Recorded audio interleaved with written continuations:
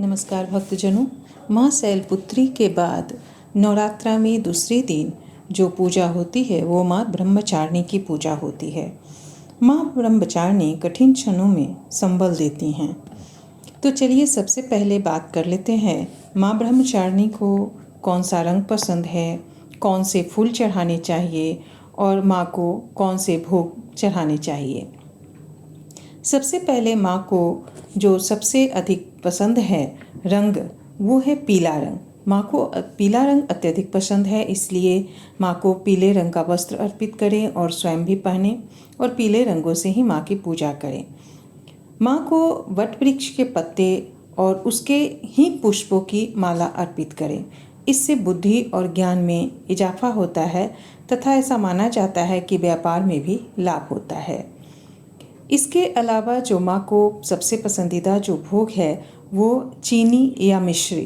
तो चीनी या मिश्री या फिर चनामृत का भोग आप लगाएं या फिर चीनी या मिश्री से बने हुए किसी भी अन्य खाद्य पदार्थ का आप भोग माँ को लगा सकते हैं। तो चलिए अब प्रारंभ करते हैं माँ ब्रह्मचारिणी की कथा। माँ दुर्गा की नवशक्ति का दूसरा स्वरूप ब्रह्मचारिणी का है। यहाँ ब्रह्म का अर्थ तपस्या से है। माँ दुर्गा का यह स्वरूप भक्तों और सिद्धों को अनंत फल देने वाला है। इनकी उपासना से तप, त्याग, वैराग्य, सदाचार और संयम की वृद्धि होती है। ब्रह्मचारिणी का अर्थ तप की चारिणी यानी तप का आचरण करने वाली देवी का यह रूप पूर्ण ज्योतिर्मय और अत्यंत भव्य है। इस देवी के दाएं हाथ में जप की माला और बाएं हाथ में यह कमंडल धारण किए हैं। पूर्व जन्म में इस देवी ने हिमालय के घर पुत्री रूप में जन्म लिया था और नारद जी के उपदेश से भगवान शंकर को पति रूप में प्राप्त करने के लिए घोर तपस्या की थी। इस कठिन तपस्या के कारण इन्हें तपस्चारिणी अर्थात ब्रह्मचारिणी नाम से अभिहित किया गया। 1000 वर्ष तक इन्होंने केवल फल फूल खाकर बिताए और 100 वर्षों तक केवल जमीन पर रखकर साग पर निर्वाह किया। कुछ दिनों तक कठिन उपवास रखें और खुले आकाश के नीचे वर्षा और धूप के घोर कष्ट सहे। 3000 वर्षों तक टूटे हुए बेल्व पत्र खाएं और भगवान शंकर की आराधना करते रहें। इसके बाद तो उन्होंने सूखे बिल्व पत्र खाना भी छोड़ दिए। कई हजार वर्षों तक निर्जल और निराहार रहकर तपस्या करती रहीं।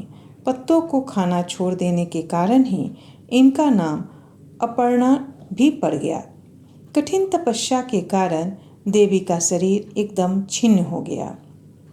देवता, ऋषि, सिद्धगण, मुनि सभी ने ब्रह्मचारिणी की तपस्या को अभूतपूर्व पुण्य कृत्य बताया, सराहना की और कहा, हे देवी, आज तक किसी ने इस तरह की कठोर तपस्या नहीं की। यह तुम ही से संभव है। तुम्हारी मनोकामना परिपूर्ण होगी। भगवान चंद्रमौली शिव जी तुम्हें पति रूप में प्राप्त होंगे। अब तपस्या छोड़कर घर लौट जाओ। जल्द ही तुम्हारे पिता तुम्हें बुलाने आ रहे हैं। इस देवी की कथा का सार यह है कि जीवन के कठिन संघर्षों में भी मन विचलित नहीं होना चाहिए।